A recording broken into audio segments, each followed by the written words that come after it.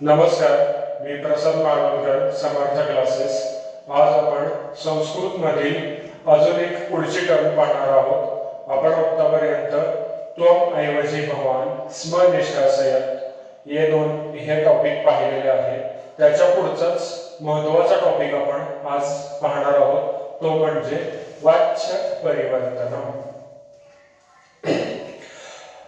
10वीची कृतीपत्रिका जर पाहिली आपण तर प्रश्न क्रमांक 5 मध्ये आपल्याला सूचनानुसार कृती कृत या प्रश्नाखाली आपल्याला वाच्य परिवर्तन याबद्दल 1 मार्कासाठी प्रश्न विचारला जातो.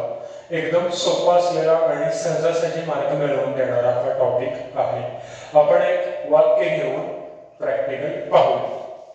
मी एक लट लकारामधील वाक्य घेत आहे, ज्यामध्ये कर्ता, कर्म आणि क्रियापद अशी वाक्यरचना असेल. अहम त्वाम मृत्यवे ददामि. अहम या वाक्यामध्ये कर्ता आहे, त्वाम मृत्यवे हे कर्म आहे आणि ददामि हे क्रियापद आहे.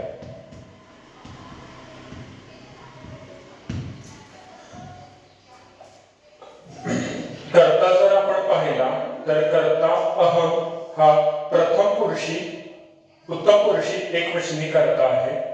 आपण अस्मद हा शब्द जर पाहिला तर अस्मद मध्ये शब्द पूर्ण म्हटला तर आपल्याला ही विभक्ती कोणती आहे हे सहजासहजी लक्षात येईल. जसे की अहम आवाम वयम प्रथमा मामा आवाम अस्मान्नः द्वितीया मया आवाभ्याम अस्माभिः तृतीया. त्याप्रमाणे अहम हा कर्ता हा प्रथमा विभक्तीत असल्यामुळे आपण इथं प्रथमांत असे लिहूयात, म्हणजेच एक आकडा. आता आपण कर्म कोणत्या विभक्तीमध्ये आहे ते बघावं. कर्म हे नेहमी संस्कृतमध्ये द्वितीय विभक्ती असतं. आपण त्वाम हा जर कर्माचा कर्म पाहिलं तर मूळ शब्द आहे युष्मत. युष्मत शब्द जर कसा चालतो, त्वम युवाम युयम प्रथमा त्वाम त्वा युवाम वाम युष्मान वः द्वितीय. म्हणून त्वाम हे आपल्याला द्वितीयांत आलेलं आहे. म्हणून आपण याच्या खाली 2 आकडा लिहू. आता क्रियापद. क्रियापद अर्थातच कर्त्याप्रमाणे क्रियापद इथं चाललेलं आहे. कर्ता प्रथमांत आहे, क्रियापद पण प्रथमांत कर्त्याप्रमाणे चाललेला आहे. कर्ता हा उत्तम पुरुषी एकवचनी कर्ता आहे. म्हणून उत्तम पुरुष एक वचनाचे प्रत्यय लट लकार पपचे प्रत्यय मी, म्हणून इथं ददामी आलेलं आहे. याची जर फोड आपण बघितली तर क्रियापद तयार होण्याचं सूत्र आहे मूळ धातू अधिक गण विकरण अधिक कालार्थ प्रत्यय. मूळ धातू तिसऱ्या गणातील धातू आहे दा अधिक गण विकरण. तिसऱ्या गणाचं गण विकरण आहे द्वित म्हणून. द्वित म्हणजे डबल लेटर, 2 वेळा आहे. म्हणून द्वित आणि कालार्थ प्रत्यय इथं आलेला आहे मी. उत्तम पुरुष एक वचनाचा याच्यावरून तयार झालेला आहे ददामी, म्हणून हे प्रथमांत क्रियापद आहे. म्हणून याच्या ठिकाणी आपण एक आकडा हा लिहिणार आहोत. ही जी वाक्यरचना आहे ती कर्त्याप्रमाणे तयार झालेली असल्यामुळे याला आपण कर्तृवाच्य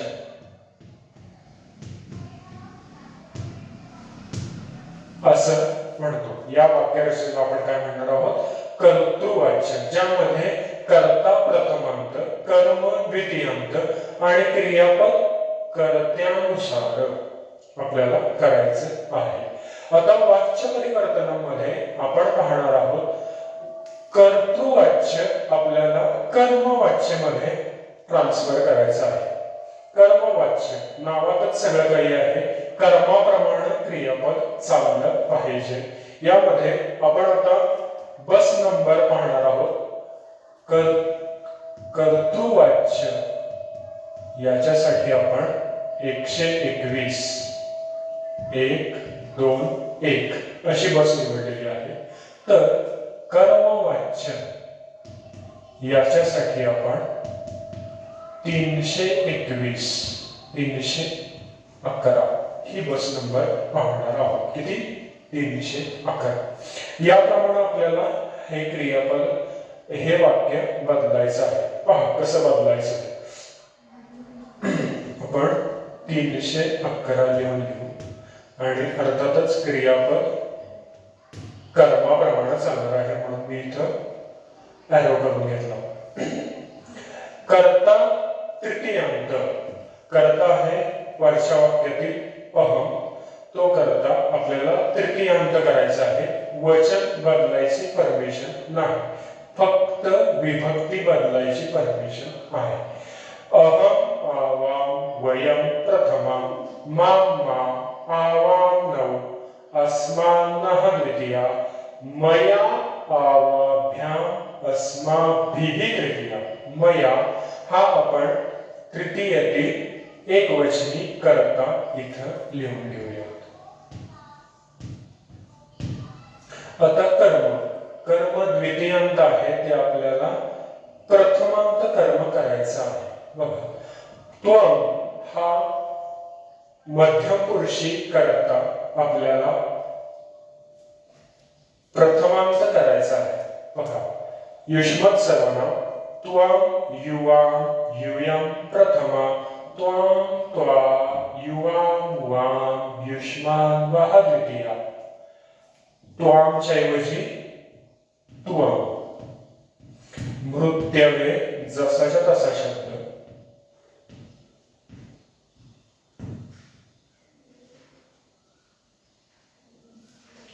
आता क्रियापद तयार होताना महत्वाची गोष्ट लक्षात ठेवायची आहे ती म्हणजे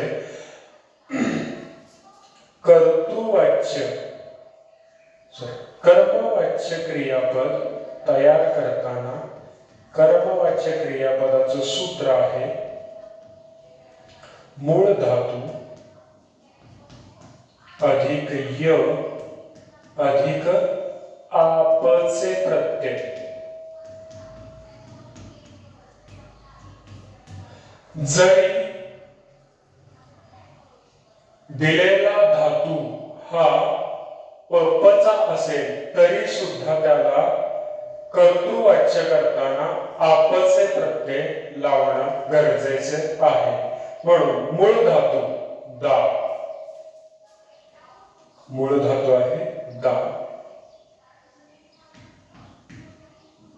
अधिक य अधिक आपचे प्रत्यय.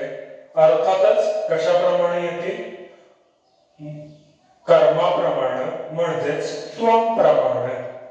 त्वम प्रमाणे जर आपण इथं आपचे प्रत्यय बघितले तर त्वम हा मध्यम पुरुषी कर्ता आहे. मध्यम पुरुष एक वचनाचे प्रत्यय आहेत से. म्हणून आपल्याला हा प्रत्यय इथं लिहायचा आहे से. दाच दीय से. हे आपलं कर्तृवाच्य कर्मवाच्य मध्ये ट्रान्सफर झालेलं आहे. अशा प्रकारे आपण कर्तृवाच्य वाक्य वाच्य परिवर्तन करून कर्मवाच्य करू शकतो. किंवा उलट कर्मवाच्य जर वाक्य दिलेलं असेल तर ते आपण ट्रान्सफर करून कर्तृवाच्य मध्ये ट्रान्सफर करू शकतो.